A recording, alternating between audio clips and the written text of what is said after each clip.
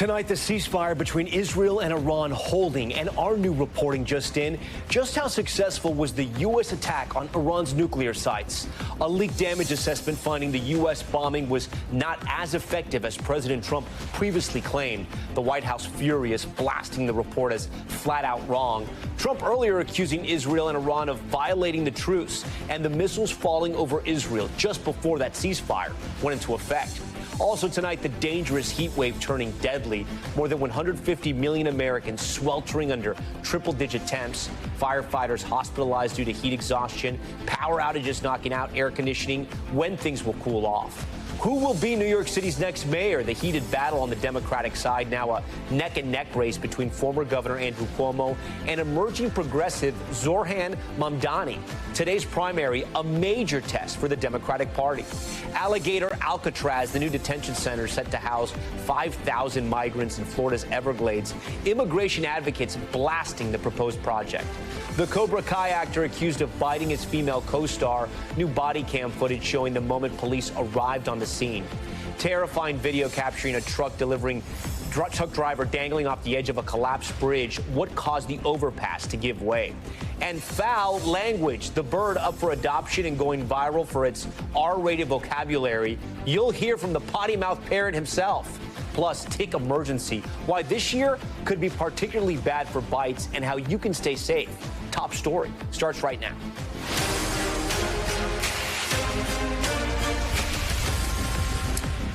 And good evening. We begin tonight with President Trump on the world stage as new questions emerge about the impact of those U.S. airstrikes on Iran. At this hour, we're learning the historic attack this weekend may not have been as destructive as the president led us to believe. Trump said his bombing completely obliterated 3 key Iranian nuclear facilities. But NBC News has now learned a preliminary intelligence assessment found the attack only set the country's nuclear program back 3 to 6 months. The White House slamming that initial damage assessment.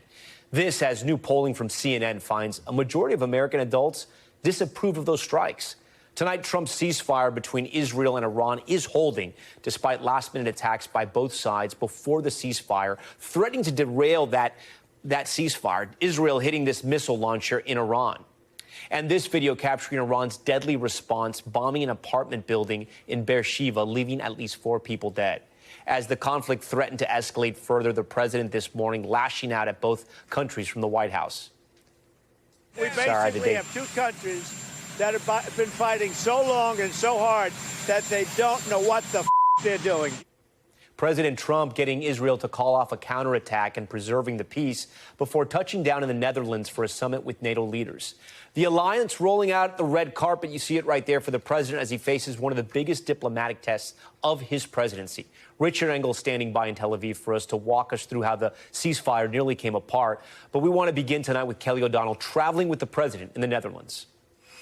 Tonight, President Trump in the Netherlands for the NATO summit, wielding a diplomatic win on the world stage, with the tenuous ceasefire between Israel and Iran still holding. The ceasefire is very much in effect, and I think we're going to keep it there for a long time. The president projected more confidence that the U.S. airstrikes on 3 Iranian nuclear sites, which included B-2 bombers, 14 bunker buster bombs, delivered a fateful blow. Photos before and after appear to show significant destruction at the sites. However, in a new development tonight, a preliminary assessment by the Defense Intelligence Agency estimates that the Iranian nuclear program has been delayed by 3 to 6 months, according to 3 people with knowledge of the report. The White House disputes that initial assessment, calling it flat out wrong. Iran will never rebuild its nuclear. From there? Absolutely not. That place is under rock. That place is demolished. The B-2 pilots did their job. And this tonight from the director of the UN's nuclear watchdog. What we see is a very important degree of damage. The Iranian nuclear program has been set back significantly. Still, his all-cap style of diplomacy under stress tonight. The red carpet European welcome, quite a contrast to the blunt and profane way he left Washington today. Furious over additional strikes by both Israel and Iran after he outlined his ceasefire plan. We basically have 2 countries that have been fighting so long and so hard that they don't know what the they're doing. In flight on Air Force One, he recounted a tense call with Israeli Prime Minister Netanyahu. There was going to be a retaliation this morning.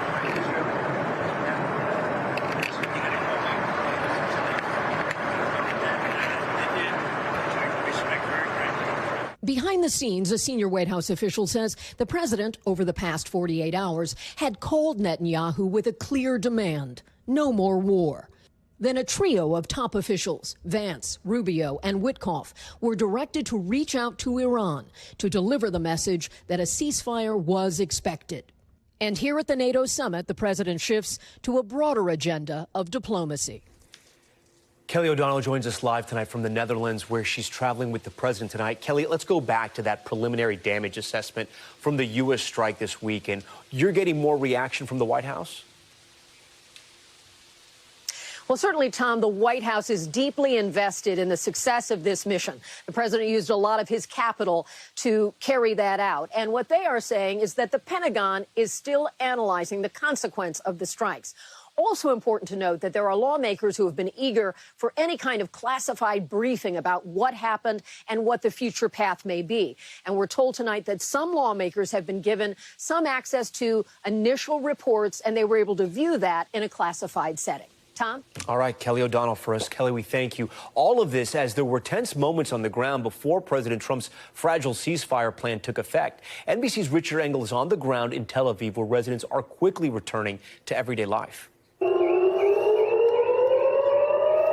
Around 5:20 a.m. in Israel this morning, it did not look like peace had a chance. President Trump announced his ceasefire just a few hours ago, but these sirens mean that Iranian missiles are inbound. By 5:40, one of those Iranian missiles slammed into an apartment building in Beersheba in southern Israel. It was one of the deadliest attacks of the war against civilians. And this is where the missile exploded, destroying this entire floor of an apartment building, killing at least 4 people, and maybe killing the ceasefire before it even takes hold. As recovery efforts were underway, Iran fired more missiles, this time after the ceasefire was in effect. Israel quickly vowed revenge for both attacks, scrambling its jets, until President Trump publicly rebuked both sides. I'm not happy with Iran either, but I'm really unhappy if Israel's going out this morning because of one rocket that didn't land, that was shot, perhaps by mistake, that didn't land. Israeli jets dropped a bomb on a radar station outside Tehran and turned back. Just a few hours later, President Trump's ceasefire began to hold. The streets of Tel Aviv sprung back to life. A partial state of emergency banning school, work, and gatherings was lifted. And in Tehran, while Iran's military and nuclear program have been severely damaged, people poured into the streets for celebrations, cheering that Iran stood up to the U.S. and Israel and remained standing. All right, Richard, let's pick up right where you left off there. This may be a positive sign, right, for the ceasefire. You have Iran, Israel, and the U.S. all declaring victory. And that's what you want for a ceasefire to hold, at least in the short term. Prime Minister Netanyahu got what he has long wanted, the United States to join him in an attack on Iran's nuclear program. President Trump didn't get sucked into an open-ended war in the Middle East, and Iran is still standing, but much weaker. Tom? Okay, Richard Engel and his team from Tel Aviv tonight. Richard, we thank you. I do want to bring in Jason Rezaian. He's the director of press freedom initiatives for the Washington Post. He previously served at the Post as the Post's correspondent in Tehran and was unjustly imprisoned by Iranian authorities for 544 days and released in January of 2016. He's also a good friend to Top Story. Jason, it's been a while, but it is good to see you tonight. Talk to me about this ceasefire first. Do you think it holds from what you've seen so far? Well, look, I think, Tom, it'll hold for the time being. I have a hard time imagining that Benjamin Netanyahu will be comfortable with his longtime enemy standing, right? He made it very clear just last week that the Supreme Leader, Ali Khamenei, can't exist. I don't know how you square those two things together, and I assume that there will be a longer-term confrontation that we'll be dealing with, as we have for decades.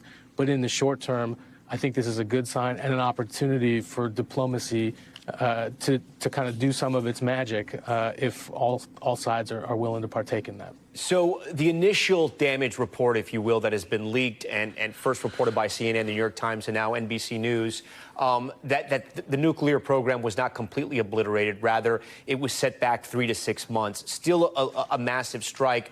Where does Iran go from here, do you think, with that information, if it's true? Well, I think that first of all, when President Trump announced on Saturday night that he had made this order and that it was so successful and Iran's nuclear program was never coming back, we all had to take that with some skepticism because it was far too early to make those kinds of assessments. Now that we know that they've been set back several months, I think the question is, what other capabilities does Iran have to defend itself? Doesn't have the same missile capabilities that it started this war with. Its air defenses have been have been really destroyed over the last year or so. So I don't think that they necessarily want to risk running towards producing a bomb, although that's certainly a concern and something that people are looking at very closely. This program has existed above ground and underground for years and years, but I think all eyes will be on Iran over the next 6 to 8 months to see what they do, and I just don't see them wanting to risk another round of conflict in this way. So you have reporting that the Ayatollah was hiding out in a bunker. He had sort of had his succession set up already with 3 people in line in case everybody was killed. And then you had both Netanyahu and Trump calling on the people of Iran essentially to rise up, to ask for a new government, to demand a new government. What do you think happens with the people of Iran? Does anything change? Well, I appreciate you asking that, Tom, because I think that's the part of the conversation that we don't hear enough about. The vast majority of Iranian people do not like their leadership, do not want to live in a theocratic, authoritarian state, and would like to see some major changes. Many aspire to a secular democracy. That's not the sort of thing that you can bomb into existence. At the same time, these bombs, the conflict, the lingering anxiety makes it really hard for people to spill out into the street when they're just trying to stay alive. So I think that the U.S. in particular has to look at this long term and do the kind of civil society, democracy support that we've done in so many places, not in recent years, but throughout our history. Iran is ripe for that. People are desirous of a freer, liberal society, and we should help them get there. All right. Jason, we thank you so much for coming on Top Story. I'm sure we'll have you booked again here very soon. We do want to bring it back here at home now to the U.S. sweltering under a record-smashing heat dome. More than 150 million people remain under excessive heat alerts, with officials in Missouri confirming one heat-related death after another. High temperatures also triggering power outages out east. Sam Brock tonight with the latest. A triple-digit heat wave is hammering people in some of the nation's largest cities. From New York. We left Florida. We came north to get away from the heat. And it's worse here. And it's worse here. To the nation's capital, where the Washington Monument remains closed for a second straight day. It's the feeling of like walking into an oven. It is really hot. The summer's first blistering stretch, also prompting a very high heat risk at the Grand Canyon and turning deadly. Officials in St. Anne, Missouri, confirming a woman dying in her house due to dangerous heat after having no water or air conditioning for at least 3 days. While in Massachusetts, 2 firefighters hospitalized after suffering heat exhaustion, battling flames. As many parts of the East Coast have had to cope with power outages. At its peak, tens of thousands in the region losing access to AC. A second ago, you pulled up your phone. What did it show? 100 degrees. So we have hit triple digits here. Yes. Yes. And you guys have what right now? Or what don't you have at this hour? No electricity. Donna Masucci and her Roselle Park, New Jersey neighbor Jay Boff are relying on a generator with no power since midnight. At the same time, they can handle the electricity limbo. The more elderly, older people that have medical conditions, the ones that need to run equipment for their health. That would be top of mind in a situation like this. Sure. Concern elevated in public spaces, too. At least 5 people needed treatment from heat-related injuries after a K-pop concert in D.C. And a Northeast transportation bedrock, Amtrak, announcing temperature-related speed restrictions from 11 a.m. to 8 p.m. Some speed bumps, as some relief could be in store later in the week, though it's little comfort to those suffering through the suffocating heat now. Sam Brock joins us tonight. Sam, I know you have some new reporting tonight about New York's power grid. Yeah, Tom, that's right. New York ISO, which is the quasi-state agency that oversees the grid, raised its alert level to an orange. What does that mean for those watching at home? It means they're not comfortable with the margins. They're asking consumers to be more judicious when it comes to energy usage. Now, Tom, it's not a red alert, which means that some customers would temporarily be taken off of the grid. It's the stage before that, but obviously we've hit the peak already today. Things are expected to improve tomorrow, but it really does provide a framework for the fact that these were records that we saw today. Belvedere Castle, which is in Central Park, is the official weather station for New York City, clocked a 99. The last time that happened was 2012, and it is a record breaker for this day, June 24th. All right, Sam Brock, a lot of details there. We appreciate it. Let's get right to NBC News meteorologist Bill Cairns. Bill, it's a scorcher out there, right? What areas are breaking records, and when could things finally cool off? Sam alluded to it a little bit there. Yeah, we still worry about, even at night. I mean, the temperatures are so baked in right now that we're not going to get a lot of relief in the overnight hours. And that's why we still have these extreme heat warnings that are still up through many of the regions. So as far as our record heat, all the red dots on here show you where we had records broken, from Georgia all the way to Maine to northern portions of Vermont, 70 plus, and they're still coming in. And some of the more impressive records, Boston hitting about 101 to 102 degrees. That hasn't happened in about 13 years. Hottest temperature ever in June. And Boston records go back to like the late 1800s. So the period of record is really long. So as far as the extreme heat warnings go, from Maine all the way down to North Carolina, we're going to get relief tonight and tomorrow in areas of the Ohio Valley, but not in the mid-Atlantic region. We're still going to have record-breaking heat tomorrow. Philadelphia is going to be near 100 once again. Same with D.C. to Richmond. Hartford will be a little bit cooler. Boston, you'll be cooler too. The big relief sets in by the time we get to Thursday, Tom. That's when we'll be seeing temperatures in the 70s in northern and central New England, and only, I say, low 90s in the mid-Atlantic. Yeah, we know it's the start of hurricane season, and we already have our first named storm out in the Atlantic. Yeah, Andrea popped up. It was a really small, brief system out in the middle of the Atlantic, but it counted because it had winds that were over 9 miles per hour, and we did see it spinning out here, but all the thunderstorms are gone. It's just a reminder that hurricane season is here, and as we start heading towards July and August, the busier months, we'll get more storms. But Barry will be the next named storm. We were done with our A-named storm. Andrea falling apart tonight. Glad it's Barry and not Bill. Okay, Bill, well, thank you for that one. We'll check back with you a little later. In Washington today, the head of the NTSB saying failures on the part of Boeing and the FAA led to that door plug blowout on an Alaska Airlines flight last year, adding it was a miracle no one died. But now there are questions over whether enough is being done to make sure this never happens again. Here's NBC's Tom Costello with more. It was a terrifying emergency, a hole in the side of an Alaska Airlines 737 after a door plug blew out midair. One passenger feared her baby would be pulled from her arms. Frankly, it's nothing short of a miracle that no one died or sustained serious physical injuries. At an NTSB hearing today, investigators detailed a systematic breakdown in Boeing's quality control, noting Boeing still has no record of when the plane's door plug, covering an unused emergency exit, was removed on the assembly line to fix bad rivets. NTSB video released today shows how the plug should have been reinstalled. But the one employee who knew how to do it was on vacation at the time. The plug was reinstalled without the bolts to hold it in place. Alaska's CEO showed us firsthand. It makes me angry, Tom. Boeing is better than this. Boeing has since designed a new system to prevent the door plug from moving. But the NTSB also found that FAA inspectors on site had failed to properly audit Boeing. Your experts testified that the FAA really wasn't conducting the oversight that they were supposed to be conducting. They were not. Is that shocking? Yes, because the regulator is the last line of defense when it comes to safety. So the Department of Transportation and the FAA say that they have now fundamentally changed how they oversee Boeing. More staff on hand at Boeing plants, more audits. For its part, Boeing says it continues to regret this accident, and it is strengthening quality and safety and the entire assembly line process.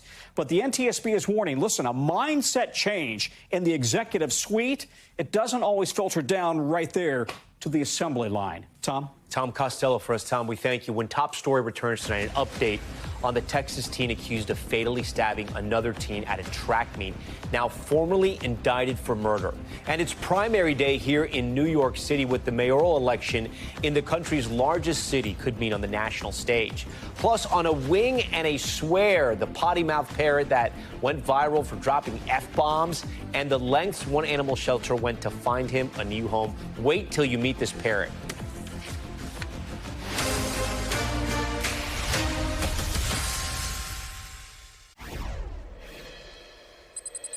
We are back now with Power and Politics as voters in the country's largest city line up at the polls today to take part in New York City's mayoral primary election, a race that could have national implications as Democrats try to take on President Trump.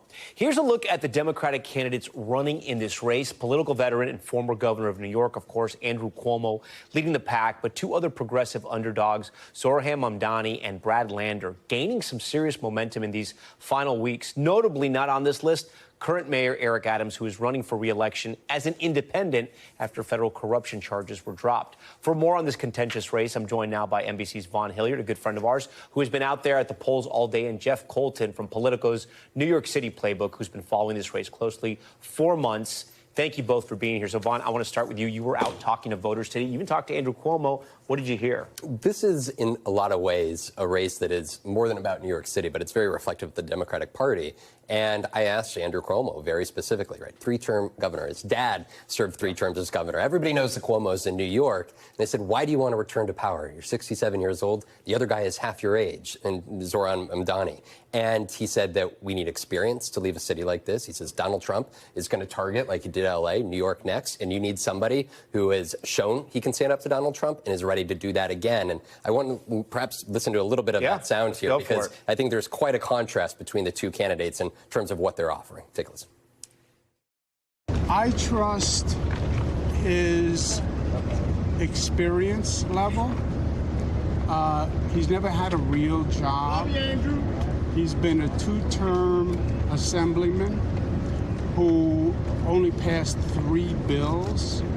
He's never really been interested in government at all, right? He's interested in public relations. If you win, what does this say about the city, but also the country?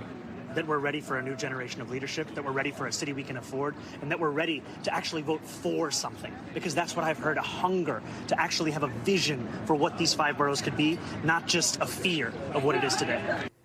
Look, Mamdani is endorsed by AOC and Bernie Sanders. On the other side, you have Cuomo endorsed by Bill Clinton and Michael Bloomberg. I talked to one voter, and I said, who did you select as your first choice? And she said, Cuomo. And I said, so you trust him? And she goes, no. She goes, but he's done this before. But before you go, we saw you there in the interviews. Everyone's sweating. It was hot today. Do you think that had any impact on turnout? 100 degrees. I saw one man actually difficult, but he went down on his knees because of the heat there. But I was talking to some poll workers that said they had several older folks that came out there, and they were determined to vote here. So we saw a steady stream.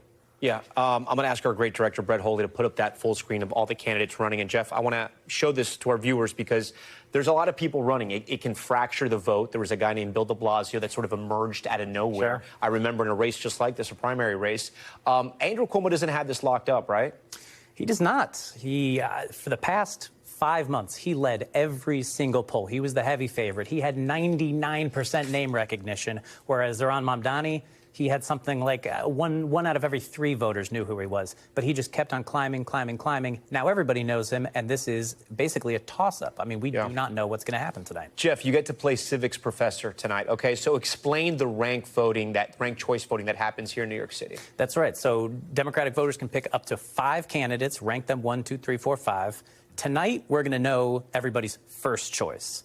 But next week, we're going to find out who was ranked 2, 3, 4, 5. They're going to redistribute the votes. They get rid of the candidates that don't have many votes, and the lower rankings get redistributed up to the leading candidates. It's a way to basically, instead of just having you vote with you know, it's a way to let you vote with your heart, kind of, you know, vote for who you actually want. People say it's a better style, and it will definitely affect the race. This is a great graphic. Let's leave it up here so viewers can understand this. And Jeff, I want to ask you, who does this help then in this race, do you think? In this case, it helps Zoran Mamdani. He has done a real ranked strategy. Him and Brad Lander, the #3 candidate in the polls, have been campaigning together constantly. Folks like Alexandria Ocasio-Cortez, they've been saying, rank these candidates, do not rank Cuomo. And Andrew Cuomo, he's basically just been running a solo campaign, only himself. Today he voted.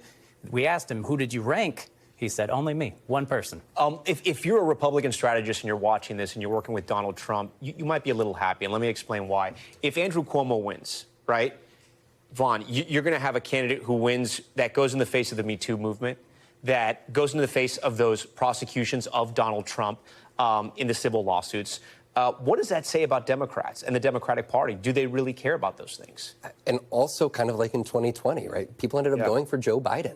Right. And the more centrist candidate, older generation. And in this case, you could very well have that happen again. Yeah. And Alexandria Ocasio-Cortez, Bernie Sanders, they're making the case that thousands, tens of thousands of people are coming out for their rallies across the country to take on Donald Trump. But ultimately, when it comes down to the ballot box, are they for that type of Democratic Party, the Democratic Socialist, sort of new generation? Or are they continuing? Is the Democratic Party, that electorate, still behind your more centrist, older generation? That's right. Jeff, we got 30 seconds. If Mamdani wins, what message does that send? Well, yeah, Mamdani is 33 years old. I mean, as AOC said at one of those rallies, this is the gerontocracy of the Democratic Party against new energy, that sort of thing. So this is a rejection of the establishment, which we've seen in many elections across the country, across the world, and it's an embrace of a younger, untested, Democratic, socialist, leftist candidate. We really ran out of time, but I have one more question. If Adams does run against whoever wins here, is the winner of the Democratic primary, you think, the next mayor of New York City, or does Adams have a chance? There's still a shot. We are going to have a competitive November, I think. All right, Jeff, Vaughn, so great to have you guys both here. Appreciate it. When Top Story returns, alligator Alcatraz inside the new migrant detention center being built deep in the wilds of the Everglades. Florida's Attorney General saying gators and pythons will greet anyone who escapes. And in tonight's Health Check, a warning for anyone heading outdoors. The danger from ticks is growing this summer, and some are carrying more than just Lyme disease. The new risks and how to protect yourself.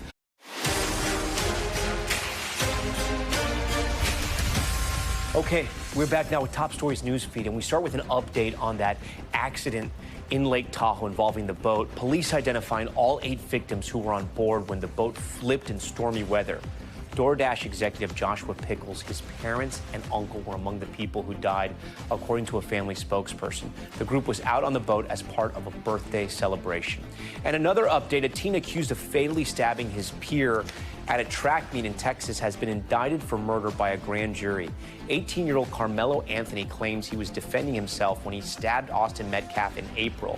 Anthony was released from jail on house arrest. If convicted, he could face life in prison.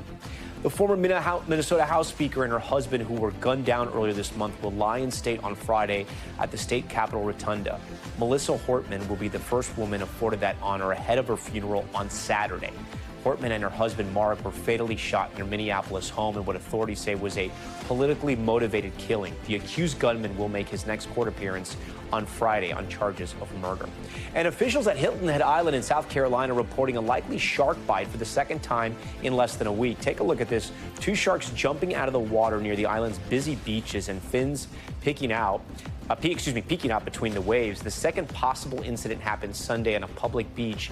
The victim, a teenager, was taken to the hospital. Officials saying their leg injury looks like a shark bite. Some big jumps there. A patch of land in South Florida work is being done on a new facility being called Alligator Alcatraz.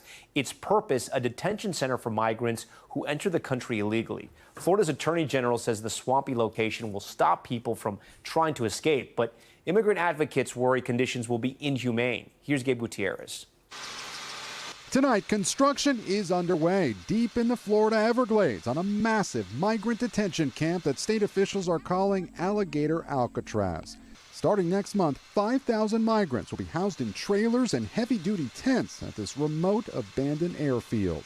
As I call it, alligator Alcatraz. In a promotional video set to music, Florida's Attorney General lays out what he considers a deterrent for any potential escapees. People get out, there's not much waiting for them other than alligators and pythons. But some local officials warn the environmental impact could be devastating.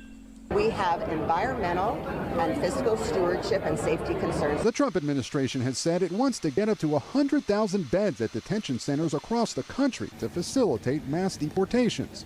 A lot of bad people were let into our country. We're getting them out, and we're getting them out fast. The Department of Homeland Security says the new facility will cost about $450 million a year and will be reimbursed in large part by a FEMA program previously used to shelter migrants in places like this hotel in New York City. Do you think that this is a good idea for your home state? Well, I 100% support the president's deportation efforts. It's the president's priority to get those individuals out of our country. But immigrant advocates argue the money has not been set aside by Congress. And the biggest concern is the grave inhumanity that seems to be at stake in terms of sending people to incredibly inhumane, brutal conditions. Okay, Gabe Gutierrez joins Top Story tonight. So, Gabe, the state AG says this facility could be open as early as next month. The first question, is that realistic? And the second is, DHS sort of needs this facility open, right? Because many of these detention centers have been getting full to capacity. Yeah, that's right, Tom. According to the DHS, yes, the plan is for this to be operational within several days. You know, July is just a week away. And at first, the facilities will have 500 to 1,000 beds at that location. Now, the plan is then to expand capacity in 500-bed increments. Some 5,000 beds will be online soon. Now, DHS says soft-sided temporary facilities will initially be constructed, and then it's possible hardened buildings could be built at a later date. And an administration official tells us that right now across the country, ICE has nearly 60,000 detainees in custody. It's only budgeted for about 41,500, Tom. All right, Gabe Gutierrez for us. Gabe, we thank you. Now to some exclusive NBC News reporting concerning the FBI. The agency is reassigning some agents, pulling them off immigration cases and focusing them on issues of national security in case of a potential threat from Iran. This is according to 4 people with direct knowledge of the matter. But here's the situation. Some of them were already reassigned before that. For more on what all this means, I'm joined now by NBC News Justice correspondent Ken Delaney. Ken, explain to us the back and forth here and why this is sort of a problem for the FBI. So, Tom, under the Trump administration, there's been a massive redeployment of FBI resources towards immigration cases, which is not typically an FBI priority. But FBI agents have been tasked with accompanying ICE agents on raids, trying to track down undocumented immigrants. And many of them have been complaining, including to me, that they feel like this was taking their eye off the ball of some very important threats. After all, after 9/11, the FBI's top priority has been to stop terrorist attacks in the United States. Well, over the weekend, a memo went out from the director of counterterrorism at the FBI to field offices saying, we're going to pull some of these people back and put them on Iran-related counterterrorism, counterespionage, and cyber threats, because the belief is that in the wake of this U.S. attack on Iran, the country is at greater risk from Iranian proxies, Iranian-sponsored terror threats. What some of my FBI sources would say is the country was already at risk from ISIS-related terror threats and domestic terrorism, and only now is the Trump administration sort of reorienting these resources. Better late than never, they would say. The Trump administration, the FBI said in a statement to us that the FBI is continually reassessing the threat picture and realigning resources as needed, Tom. All right, Ken, then I do want to also ask you here, since we have you on the show, the other headline regarding the Trump administration's mass deportations of Venezuelans to El Salvador in March. A whistleblower says a top DOJ official suggested ignoring court orders on deportations, alleging that Emil Bove, the Trump's former personal lawyer, said the DOJ would need to consider telling the courts to F you. So, Ken, talk to us about these claims and what we know about the players involved here. Yes, so the whistleblower is Erez Ruvini. He was a longtime DOJ prosecutor who was fired after he told a judge that, remember, Armand Abrego Garcia, the man who was taken to that prison in El Salvador, now brought back in charge. This prosecutor told the judge that this man was improperly deported, which was factual, but got him crosswise with the Trump administration. So he was fired. Now he's written a whistleblower complaint to the inspector general and went to lawmakers, alleging that behind closed doors, the number 3 official at the Justice Department, Emil Bove, mused about potentially violating court orders in the context of taking these immigrants to El Salvador. Because remember, judges were trying to stop that. And one federal judge has already said that there's probable cause to believe the Trump administration violated his orders. Now, the Trump administration, the Justice Department, in fact, is disputing this. Todd Blanche, the Deputy Attorney General, says he was in those meetings and no one suggested violating court orders. Tomorrow, there's a hearing because Emil Bove has been nominated to be an appeals court judge. So he will be under oath and he will be asked about this matter. Tom. Could be quite the moment. All right, Ken Delanian first. Ken, love having you on the show. Next tonight to Top Stories health check and a major warning tonight when it comes to ticks this summer. Researchers at Fordham University setting the tick risk at 10 out of 10 in the New York region, meaning people should use extreme caution when outside. The scale advising people who are thinking of going on a hike outside to go to the movies instead. Health officials bracing for an increase in tick-borne infections, including more cases of Lyme disease. A trend the CDC has been tracking. Cases have been more concentrated in the Northeast since the tracking began in the 1990s. You can see how they increased almost a decade later in 2010. And then in 2023, the most amount of people impacted by the disease, most cases spread by a tick bite. For more on what you can do to protect yourself from the growing tick population, I want to bring in Dr. Eric Asher. He's a family medicine physician at Northwell's Lenox Hill Hospital here in Manhattan. Dr. Asher, thanks so much for coming here. Do we know why they're spreading like that so crazy? Is it better detection or are there more ticks? So it's a combination. For sure, better detection. We have a lot better lab testing now than we did a couple of years ago. But we know a lot of folks through COVID are spending a lot more time outdoors and maintain those habits, going camping and hiking.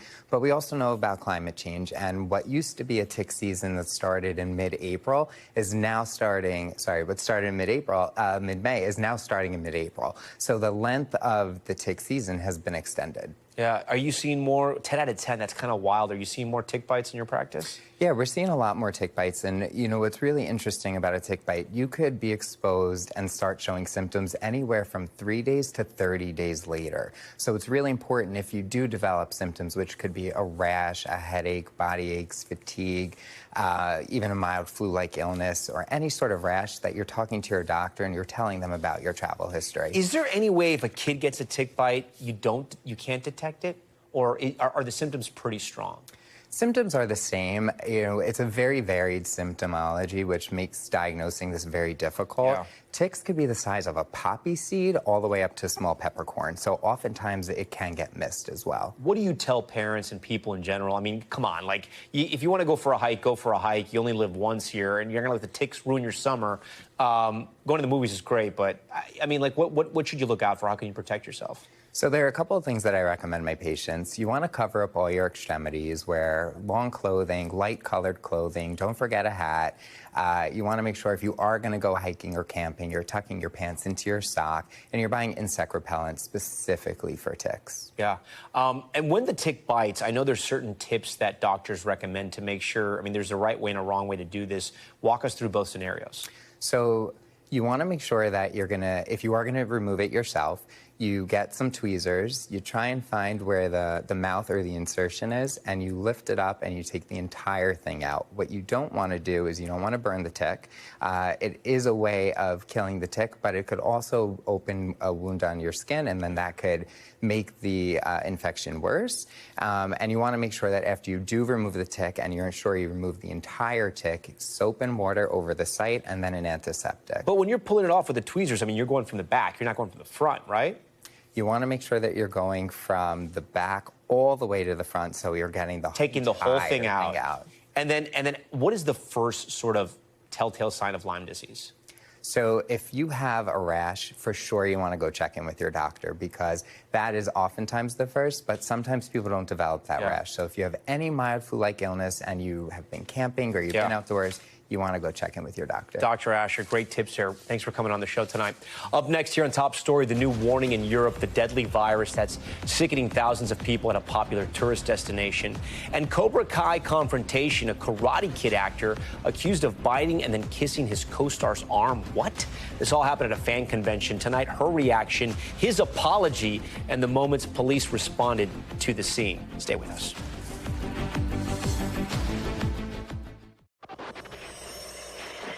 We're back now with Top Stories Global Watch. We start with European health officials issuing a warning to travelers about an increase in hepatitis A infections. They say it's happening in 4 popular destinations: Austria, the Czech Republic, Hungary, and Slovakia. 9 people have died so far. More than 2,000 others have gotten sick. Hepatitis A spreads primarily through contaminated food and water, most commonly when an infected person doesn't wash their hands after using the restroom. Okay, a man was rescued from the cab of a truck that was hanging over a collapsed bridge in China. Look at this. You can see him there talking to the person who shot this video. A statement from the local Department of Transportation saying the collapse was due to a landslide. 3 other cars were found at the bottom under the bridge, but no people were found. This collapse is under investigation. And once one of London's best-kept secrets, set to become one of its most highly anticipated attractions. Here's what we mean. A series of underground tunnels dating back to World War II will transform into an intelligence museum, interactive World War II memorial, and one of the world's deepest underground bars. Literally, dug in the 1940s, the tunnels were made in secret out of fear of a Nazi invasion and later acted as a government communications center. The London tunnels are planned to open in 2028. And staying overseas, in Venice, Amazon billionaire Jeff Bezos and fiancée Lauren Sanchez are throwing one of the most lavish and highly anticipated weddings of the year, maybe of the century.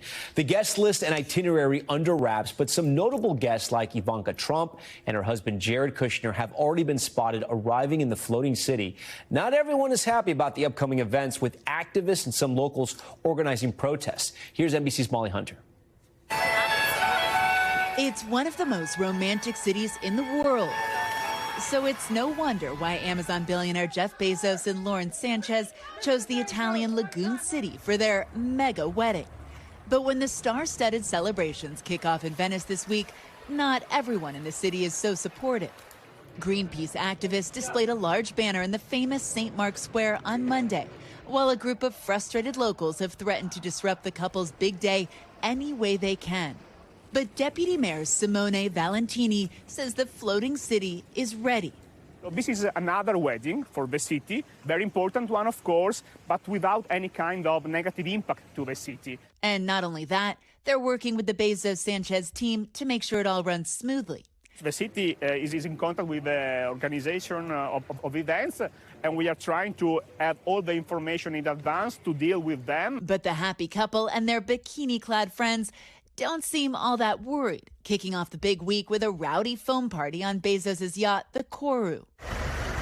But the finer details of the multi-day events are closely guarded, and the couple reportedly making last-minute venue changes. Now moving one of the lavish parties to the city's old port shipyard, the Arsenale, more discreet and much harder to access, unless, of course, you're in a super yacht. And they've taken over the iconic San Giorgio Maggiore, a stunning separate island that offers even more privacy. Once that they are coming in, here is going to be a different world because it's quiet, lovely, relaxing. But the billionaire's extravaganza is more celebration than ceremony. We are in the city hall of Venice, and George Clooney got married here. Bezos is not doing a civil wedding under Italian law. The city won't provide official wedding ceremony. The city still remains open for business during the height of tourist season. And in just a few days, Bezos and his estimated 200 guests will be among them. Tom, that's right. So 200 of Jeff Bezos and Lauren Sanchez's nearest and dearest, a very high-profile guest list to be sure, but also pretty mysterious. We do have some hints about who might be joining based on the celeb-studded bachelorette Lauren had back in Paris. But city officials say this is a city used to hosting major events. You heard that in the piece, with lots of people, including VIP weddings. Of course, we'll all remember the Clooney wedding. And officials say that some guests have already arrived. As city officials also say that there are backup venues to the backup venues just in case, so they can avoid protesters and also the swarms of paparazzi descending on the city. Tom? Back here at home to the real-life confrontation between 2 stars of the Karate Kid spinoff, Cobra Kai. One of the stars accused of biting his co-star during a fan convention, then seen on police body cam footage trying to explain why he did it. Here's NBC's Steve Patterson with that video. To be very clear with witnesses. Tonight, newly released police body camera video showing the very real confrontation between two Cobra Kai co-stars. Marty, you may not bite me. It hurts. Actor Martin Kove, seen here in the black jacket after he was escorted out of a fan event where he allegedly bit and then kissed his co-star's arm. I apologize. I was just playing because we're very playful together, and I bit down too hard, and I meant to She's got a mouth mark on her. I know. No, we do not play like that. Kove, who is now 78 years old, made famous for his role as John Kreese in the Karate Kid films. Hey! You lose concentration of fighting your dead meat. Yes, that's it. And the Emmy-nominated Netflix show Cobra Kai, where he reprises his role as the villainous Vietnam War veteran turned karate sensei. Must have had it coming. Now admitting to sinking his teeth into Alicia Roche's arm at the Summer Con event at the Washington State Fairgrounds Sunday. The cast seen in good spirits on the way to the event, but later, 37-year-old Roche telling police she had just been assaulted at her booth. Fighting stunts. The star, who goes by the stage name Alicia Hannah Kim, named Kove as her assailant, saying he suddenly grabbed her arm and bit her upper arm so hard it nearly drew blood, and she yelled out in pain. Do you want me to hit you too? The only reason I don't, sir, is because you are a senior citizen and I respect the elderly. I will not cross that line, but trust me, if you were 50, I would have decked you.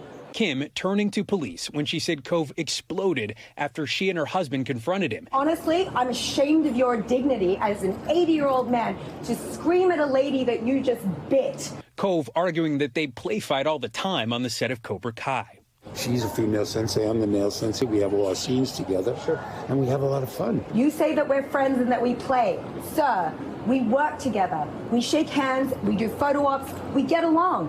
When have I ever bit you? Eventually apologizing for the assault and subsequent conflict. And I'm ashamed that I did something like that. Okay? NBC reached out to the representatives for both parties and Netflix. We did not receive official responses back. Kim telling police she did not want to pursue charges, but did want the report filed in case this continues. And Steve Patterson joins us tonight from Los Angeles. Steve, the show might be wrapped, but as we know, there are conventions and panels all the time. Are they going to have to see each other again? Yeah, filming has wrapped, but there are several conventions lined up, including one in August in Chicago, another fan meet. We're not sure. We've reached out to the stars to find out if they will be together again, but it's certainly on the schedule, Tom. We'll see. All right, Steve Patterson for us with that really bizarre exchange there. When Top Story returns, the potty mouth parrot that's colorful in more ways than one. Why a Massachusetts animal shelter says the bird should come with a warning label and their quest to find him a new home. Trust me, this is one story you won't want to miss. Stay with us.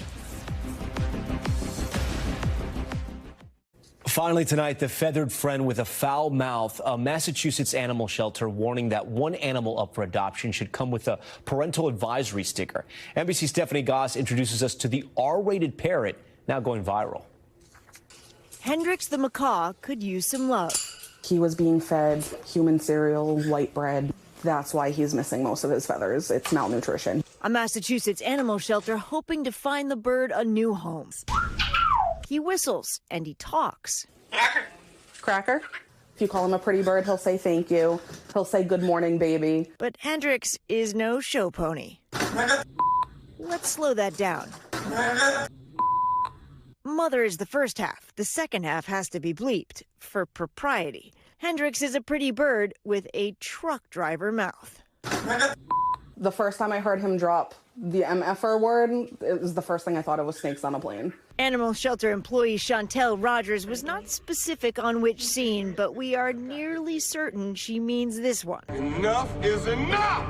I have had it with these mother snakes on this mother plane! Not a movie for kids, and neither is this bird. The shelter warning potential owners that Hendrix is rated R, and you're basically adopting Samuel L. Jackson. We didn't want somebody to bring him home, and then all of a sudden he starts throwing slurs around, and you had no idea you were getting into this. Along with the F-bombs, they say there is the occasional what the hell used in the correct context. One can only imagine what that may mean. Perhaps not surprisingly, the unique pet on offer generated lots of interest. We were getting applications from Kansas. We were getting emails from people in Canada that want to adopt him. Hendricks was dropped off by his previous owner who had him for 20 years. Maybe the profanity just became too much. So the staff is doing its best to model gentility, but it's hard. We try not to react because we don't want to encourage it, but there's times we have to leave the room to laugh. Tonight, the animal shelter says they have found a new owner, a woman in southern Maine promising to take good care of him. She'll likely get a few good laughs in return. Stephanie Gosk, NBC News. He's like, yeah, I'm done. And we are so glad that parrot found an effing home. And we want to thank our affiliate WJAR for their help with that story. We thank you for watching Top Story tonight. I'm Tom Llamas in New York. Stay right there. More news on the way.